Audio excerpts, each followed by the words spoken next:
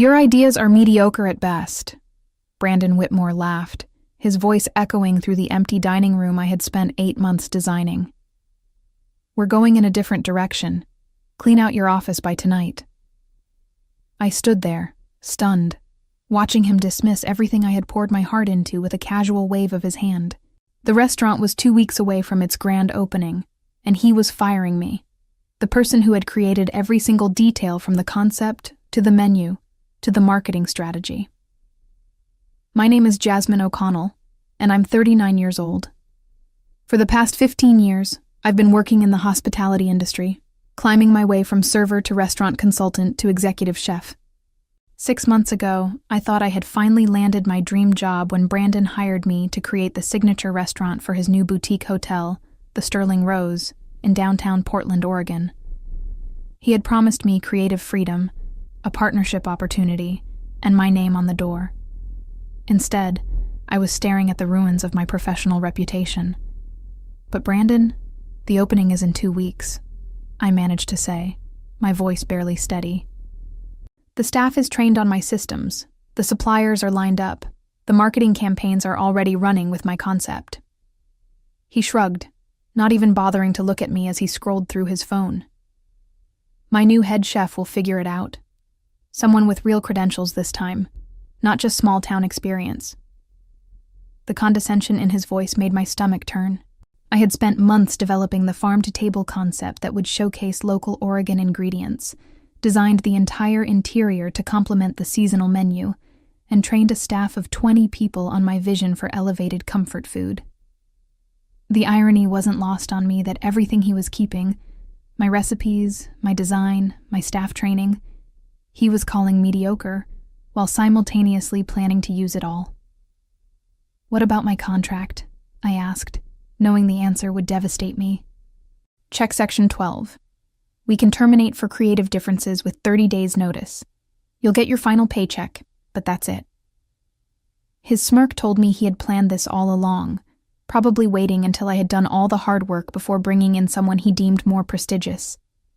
As I looked around the dining room one last time, taking in the warm wood accents I had chosen, the custom light fixtures that had taken weeks to source, and the open kitchen design that would showcase the culinary theater I had envisioned, I felt something shift inside me. This wasn't just about losing a job. It was about having my creative soul stolen and repackaged under someone else's name. But as I walked toward my office to pack my things, I noticed something that made me pause.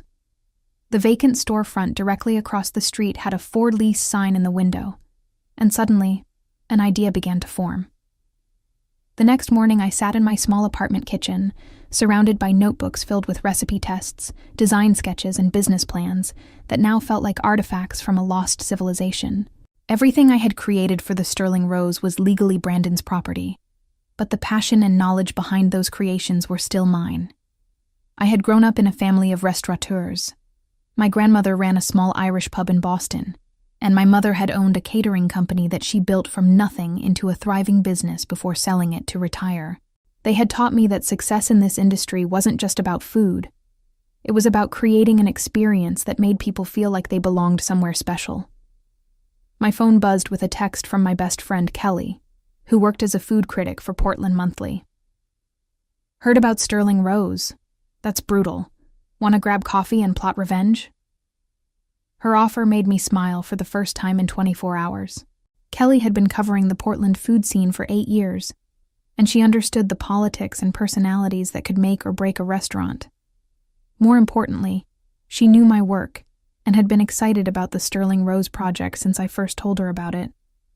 Over coffee at our usual spot, I found myself confessing something I hadn't even admitted to myself yet. I keep thinking about that empty space across the street from the hotel, I said, stirring my latte absently. It's the perfect size, and the rent would be a fraction of what Brandon's paying for his space. Kelly raised an eyebrow. Are you thinking what I think you're thinking? Maybe, I said, feeling a familiar excitement building in my chest. I have enough savings to cover startup costs for a small operation. Nothing fancy. Just good food and the kind of atmosphere that actually makes people want to stay longer than their Instagram photo session. You'd be going head-to-head with your former employer, Kelly pointed out, though her tone suggested she thought this was more of an opportunity than a problem. He stole my concept and fired me 2 weeks before opening. I think I can handle a little competition. As I said the words, I realized I meant them. Brandon had underestimated me, assuming that without his hotel's marketing budget and prestige location, I couldn't possibly succeed. But he had forgotten one crucial thing. He might own my designs and recipes now, but he had never understood what made them special in the first place. He saw trendy ingredients and Instagram-worthy plating, but he missed the heart of what I had been trying to create. A place where food brought people together, where every dish told a story about the community and the land that produced it. By the time I left that coffee shop, I wasn't just planning revenge. I was planning a revolution. 3 days later, I was standing in the empty storefront across from the Sterling Rose, calculating square footage and envisioning possibilities. The space had been a vintage clothing store, and the exposed brick walls and original hardwood floors gave it the kind of authentic character that Brandon's polished hotel restaurant could never replicate. The previous tenant had left behind some fixtures that could be repurposed, and the kitchen space, while smaller than what I was used to, was perfectly adequate for the intimate dining experience I was beginning to envision. The landlord, an older woman named Patricia Chen, seemed skeptical when I explained my concept for a pop-up restaurant. "You want to compete with the fancy hotel across the street?" she asked, glancing through the window at the Sterling Rose's imposing facade. "I want to offer something they can't," I replied. And then I told her about my vision for what I was already calling Bloom. A neighborhood restaurant that would change its menu completely every 6 weeks, showcasing different aspects of Oregon's agricultural seasons. Unlike the static luxury concept Brandon was implementing with my stolen designs, Bloom would be dynamic, personal, and genuinely connected to the community. Patricia's expression changed as I talked about partnering with local farms, featuring guest chefs from food trucks and home kitchens, and creating an atmosphere where families could afford to celebrate special occasions without feeling intimidated by pretentious service. "How long would you need the space?" she asked. "Initially, just 3 months," I said. "If it works, we can discuss a longer lease." The truth was, I was betting everything on those 3 months. My savings would cover rent, basic equipment, and ingredients for a soft opening, but there would be no safety net. If Bloom failed, my career in Portland would essentially be over. But as I looked across the street at workers hanging the Sterling Rose's signs, I felt a determination I hadn't experienced since my grandmother first taught me to make her famous shepherd's pie when I was 12 years old. That afternoon, I called 3 people. My former sous chef Carlos, who had quit Sterling Rose in solidarity when he learned about my firing. My friend Margaret, who ran a small marketing agency focused on local businesses. And surprisingly, the food blogger who had been documenting Portland's restaurant scene and had already reached out to ask about my sudden departure from the hotel project. Each conversation went better than I had hoped. Carlos was eager to join me and had already been fielding offers from other restaurants who wanted to poach Sterling Rose's trained staff. Margaret offered to handle my marketing in exchange for equity in whatever venture I was planning. And the blogger, intrigued by the David versus Goliath narrative, wanted to document the entire process from concept to opening. By evening, I had signed a 3-month lease and put down a deposit. The Sterling Rose was set to open in 11 days. I was giving myself 10 days to create something that would make Brandon Whitmore regret ever crossing me. The first week of building Bloom was a blur of 14-hour days and pure adrenaline. While Brandon across the street dealt with the chaos of final preparations for his grand opening, I was transforming my empty space into something that felt like a cross between a farmhouse kitchen and an art gallery. Carlos and I had recruited 4 other Sterling Rose employees who were frustrated with Brandon's management style, and together we created an efficient operation that could serve 40 covers with the kind of attention to detail that most Portland restaurants struggled to achieve even with twice the staff. Margaret worked her magic on social media, building anticipation without revealing too much about our concept. She positioned Bloom as Portland's most exciting culinary secret, using hashtags like farm-to-glass and seasonal story that hinted at our philosophy without giving away specifics. Meanwhile, I reached out to every farmer, forager, and artisan food producer I had built relationships with over the past year. Most of them were furious about how Brandon had treated me, and several offered to provide ingredients at cost for our opening month. The Sterling Rose's grand opening was scheduled for Thursday night, with a private party for investors and media followed by public service starting Friday. I had originally planned to open Bloom the following week, but as I watched the frantic activity across the street through our front windows, I realized I had been thinking too small. If I really wanted to make a statement, I needed to open the same night as Brandon's grand opening. "Are you insane?" Kelly asked when I called her Tuesday evening with my revised timeline. "You're talking about going from empty space to full service in 48 hours. Technically 60 hours, I corrected, checking my watch. And we're not doing full service. We're doing something better." I had been refining the concept all week, and what had started as a simple pop-up restaurant had evolved into something more ambitious. Instead of trying to compete with Sterling Rose's polished luxury, Bloom would offer the one thing Brandon's operation couldn't: authenticity and innovation happening in real time. The next morning, I called every food critic, blogger, and influencer in Portland with a simple invitation. Come watch us cook. Instead of hiding our preparation in a closed kitchen, I was opening our doors Wednesday evening for what I called a preview dinner. Guests could watch us prepare their meals, ask questions about ingredients and techniques, and essentially become part of the creative process. It was the kind of intimate, educational experience that Brandon's formal dining room could never provide. Carlos was skeptical about the timeline, but excited about the concept. "It's either going to be brilliant or a complete disaster," he said, as we tested our final menu Tuesday night. "Probably both," I admitted, plating a dish of roasted beets with herbed goat cheese and candied walnuts that showcased 3 different local producers. "But at least it will be memorable." By Wednesday afternoon, we had taken reservations for 30 people for our preview dinner, and Margaret's social media campaign had generated enough buzz that Portland Monthly had decided to send a photographer. The contrast with what was happening across the street couldn't have been more stark. While Sterling Rose's staff ran around in formal uniforms dealing with last-minute crisis management, our team was calmly prepping ingredients and setting up our open kitchen space where guests would be able to see every step of their meal preparation. The real test came when I spotted Brandon through our window, standing on the sidewalk with his phone pressed to his ear, clearly agitated about something. He looked over at our space, noticed the activity, and I saw his expression change from confusion to recognition to something that looked like panic. 20 minutes later, his assistant walked into Bloom with a takeout coffee and pretended to browse while obviously scoping out our setup. I smiled and offered her a sample of our signature appetizer. "Please tell Mr. Whitmore we wish him luck with his opening," I said sweetly. The message was clear. I wasn't hiding, and I wasn't intimidated. Thursday evening arrived with the kind of crisp October weather that made Portland feel magical. Through our windows, I could see guests arriving at the Sterling Rose for Brandon's private opening party, and I had to admit the scene looked impressive. Valets were parking luxury cars, photographers were capturing arrivals, and the soft lighting from inside the hotel made everything look like a movie set. For a moment, I felt a pang of loss for what I had helped create, and would never be credited for. Then our first preview guests arrived, and everything changed.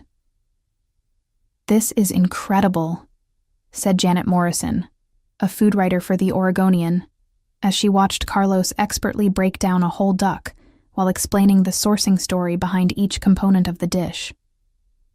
"I've never seen anything quite like this in Portland." Our open kitchen concept was working exactly as I had hoped. Instead of the traditional restaurant experience where diners ordered from a menu and waited to be served, Bloom felt more like attending a very sophisticated dinner party where the host happened to be a professional chef. Margaret live-streamed portions of the evening on our social media accounts, and the response was immediate and overwhelming. People were commenting in real time, asking questions about techniques and ingredients, and requesting reservations for our official opening the following week. By 8 p.m., we had already booked solid for our first month of operation. But the real vindication came when I noticed familiar faces starting to appear among the crowd gathering outside our windows. 3 of Brandon's investors, people I had met during my time developing the Sterling Rose concept, were clearly more interested in what was happening at Bloom than in attending his private party across the street. One of them, a prominent local businesswoman named Victoria Brennan, actually left Brandon's event and came into our space. "Jasmine, I had no idea you were doing this," she said, sampling our butternut squash soup with sage oil and pumpkin seed brittle. "This is extraordinary. It's everything I thought Sterling Rose was going to be, but with actual soul." Her comment was overheard by several other guests, including the photographer from Portland Monthly, and I realized that the story was writing itself. Social media posts from our preview dinner were already getting more engagement than Sterling Rose's official opening coverage, and food bloggers were calling Bloom the most exciting thing to happen to Portland dining in years. The evening's climax came when Brandon himself appeared at our front door. I watched through the kitchen as he stood on the sidewalk, clearly debating whether to come inside. His formal opening party was still in progress across the street, but the energy and excitement at Bloom was undeniable. After what felt like an eternity, he pushed open our door and walked straight to where I was plating desserts. "Jasmine," he said, his voice tight with something between anger and desperation. "We need to talk." The entire restaurant went quiet. Carlos paused in his preparation, our guests stopped their conversations, and I could feel everyone watching to see how this confrontation would unfold.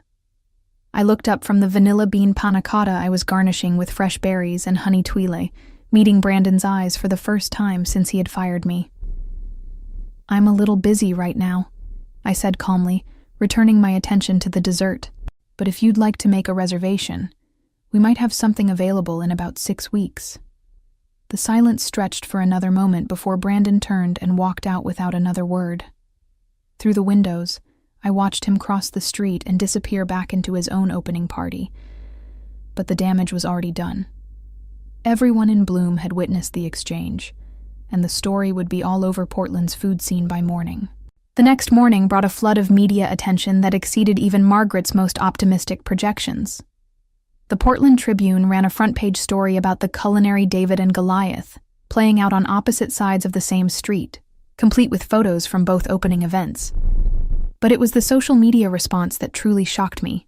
Videos from our preview dinner had been shared thousands of times, and food lovers from Seattle to San Francisco were asking when they could visit Portland to experience Bloom. More importantly, the professional response was everything I had hoped for. Carlos fielded calls from 3 different restaurants trying to poach him, which he politely declined. 2 investors reached out to Margaret about expansion opportunities. And most surprisingly, I received a call from the executive chef at one of Portland's most prestigious restaurants, asking if I would be interested in collaborating on a special event. But the real validation came when Victoria Brennan called me directly. "Jasmine, I owe you an apology," she said. "I invested in Sterling Rose because I believed in the concept you presented to Brandon and me 6 months ago. After last night, it's clear that you were the visionary behind everything that made that project special." "Thank you," I said, genuinely touched by her honesty. "But I'm focused on Bloom now." "That's actually why I'm calling. I'd like to discuss investing in your concept. What you've created has the potential to change how people think about dining in Portland." As I hung up the phone, I realized that my 3-month pop-up was rapidly evolving into something much bigger. We had bookings extending into January, media coverage that money couldn't buy, and most importantly, a team of people who shared my vision for what a restaurant could be when it prioritized community and authenticity over prestige and profit margins. The afternoon brought an unexpected visitor, Brandon's head chef, the prestigious hire who had replaced me. Thomas Hartwell was a James Beard Award winner with an impressive resume from New York and Los Angeles restaurants, and he looked uncomfortable as he stood in our doorway. "I wanted to see what all the fuss was about," he said, his tone carefully neutral. As I showed him around Bloom, explaining our concept and introducing him to our team. I watched his expression change from skepticism to genuine interest to something that looked like regret. "This is what I thought I was signing up for," he admitted as we finished the tour. "Brandon showed me your original concept and said it was his vision. But when I arrived, all the creativity and community connection had been stripped away. It's just another expensive restaurant now." His confession confirmed what I had suspected. Brandon had used my work to attract both investors and staff, then removed everything that made the concept special once he had what he needed. But Thomas's visit also gave me an idea that would become the final element of my revenge strategy. "Would you be interested in doing a guest chef collaboration?" I asked. "You could cook your food the way you actually want to, and we could show Portland what Sterling Rose could have been." The collaboration dinner, scheduled for the following month, sold out within hours of being announced. But more importantly, it sent a clear message to Brandon and everyone else in Portland's food scene. The best people wanted to work with Bloom, not against it. As I locked up that evening and looked across the street at Sterling Rose, I felt a satisfaction that went deeper than mere revenge.